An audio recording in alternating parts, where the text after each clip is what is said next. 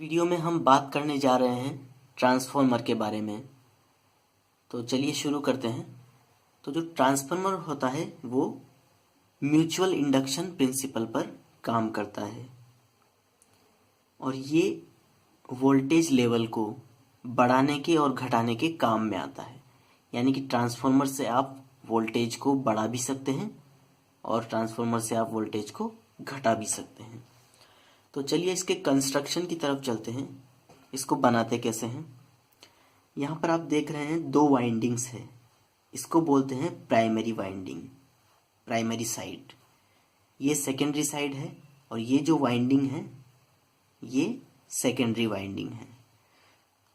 इसमें जो टर्न्स हैं, कितने बार इनको लपेटा गया है वो है एनपी, प्राइमरी टर्न्स, और ये जो टर्न्स है वो है एनएस। और ये जो आप देख रहे हैं ये आयरन से बना हुआ है, सॉफ्ट आयरन कोर। यानी कि ये जो रेक्टेंगल टाइप में आप देख रहे हैं ये इस पर लपेटा जाता है जो कि आयरन की होती है, ताकि इसमें से जो फ्लक्स निकले वो आयरन कोर में आसानी से फ्लो हो सके। अब हम बात करते हैं जब इसमें हम वोल्टेज लगाते हैं तो क्या होता है।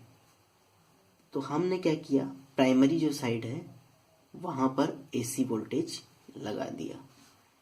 तो इसमें एसी वोल्टेज लगाया वीपी। तो वीपी क्या करेगा, इसमें एक करंट फ्लो कराएगा आईपी, प्राइमरी करंट। तो प्राइमरी करंट जब इसमें फ्लो होगी इस कॉइल में, तो इसमें क्या है, एक फ्लक्स निकलेगा। वो फ्लक्स इस कॉइल से निकलता हुआ इस कोर में होता हुआ, सेकेंडरी वाइंडिंग से होता हुआ और वापस प्राइमरी में आ जाएगा। तो ये जो फ्लक्स निकला वो जब सेकेंडरी से निकलेगा तो सेकेंडरी से चेंज होगा। यानी कि सेकेंडरी वाइंडिंग से जब फ्लक्स चेंज होगा तो इसमें एक वोल्टेज डेवलप होगा और वो वोल्टेज होगा इलेक्ट्रोमोटिव फोर्स, यानी कि ES, सेकेंडरी इलेक्ट्रोमोटिव फोर्स। और यही फ्लक्स जब प्राइमरी से निकलेगा तो प्राइमरी में भी एक इलेक्ट्रोमोटिव फोर्स यानी कि बैक EMF डेवलप करेगा, तो वो है EP। अब अगर ये सेकेंडरी वाइंडिंग अगर बंद हो, इसके दोनों सिरे बंद हो, तो यहां पर एक करंट फ्लो होती है और वो हो जाएगी IS। ठीक है। और इसमें जो वोल्टेज डेवलप होगा वो होगा VS, इसके दोनों सिरों के बीच में। तो ये ऐसे काम करता है। तो जब इसका वोल्टेज बढ़ता है तब तो इसमें फ्लक्स बढ़ता है, और जब इसका वोल्टेज घटता है तो इसमें फ्लक्स घटता है, जिसकी वजह से इसमें फ्लक्स बार बार चेंज होता रहता है और उसी फ्लक्स से ये वोल्टेज इसमें सेकेंडरी में डेवलप होता है। तो ये जो ट्रांसफार्मर होता है वो क्या करता है, सिर्फ वोल्टेज को चेंज करता है। यानी कि पावर आपकी होती है वोल्टेज इनटू करंट। तो पावर को ये चेंज नहीं करता है, पावर आपकी कांस्टेंट रहती है, ये वोल्टेज को चेंज करता है। तो मान लीजिए मेरे पास यहाँ पर जो प्राइमरी है उसमें है वोल्टेज VP और करंट है IP, VP और IP। और सेकेंडरी में मुझे मिला VS IS। तो पावर तो आपकी सेम रहेगी।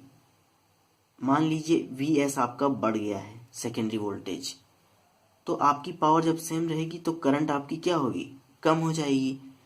तो अगर आपका वोल्टेज बढ़ जाता है तो करंट कम हो जाएगी, और वोल्टेज घट जाता है तो करंट बढ़ जाएगी। तो इस कॉन्सेप्ट को आप ध्यान रखें। उसके बाद ये फ्रीक्वेंसी को चेंज नहीं करता है, फ्रीक्वेंसी जितनी है कांस्टेंट ही रहेगी। 50 हर्ट्ज है तो 50 हर्ट्ज ही रहेगी। अब हम बात करते हैं इसमें वोल्टेज के डेवलप होने के बारे में।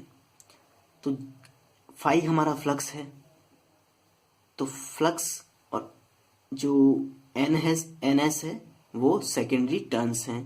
तो सेकेंडरी वाइंडिंग में जो इलेक्ट्रोमोटिव फोर्स यानी कि ES जो डेवलप होगा वो होगा -NS d∅dt। और जो प्राइमरी में डेवलप होगा EP वो होगा -NP d∅dt।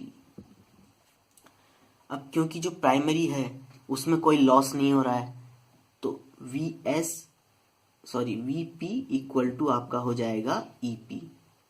और सेकेंडरी में भी कोई लॉस नहीं है क्योंकि इसका रेजिस्टेंस है हमने नेग्लिजिबल माना है, तो VS इक्वल टू हो जाएगा आपका ES।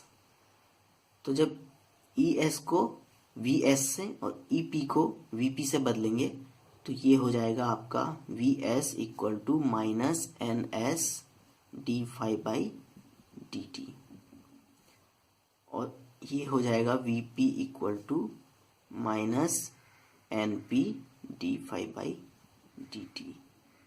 अब अगर हम इन दोनों को डिवाइड कर दें तो हमारे पास क्या आएगा, VS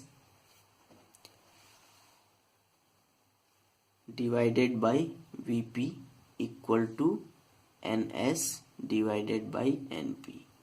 यानी कि ये जो रिलेशन आया वोल्टेज और टर्न्स में, ये आपका इम्पोर्टेंट रिलेशन है, इसको याद करना होता है। अब हम बात करते हैं पावर की, यानी कि VPIP ये हो गया प्राइमरी साइड की पावर इक्वल टू VSIS ये हो गया सेकेंडरी साइड की पावर। तो हम क्या करेंगे, VS अपॉन VP निकालेंगे यहाँ से, तो ये आ जाएगा अपने पास IP डिवाइडेड बाई IS। और हमने यहाँ पे देखा VS divided by VP equal to तो NS डिवाइडेड बाई NP है, तो हम दोनों को कंपेयर करेंगे तो हमारे पास आएगा IP डिवाइडेड बाई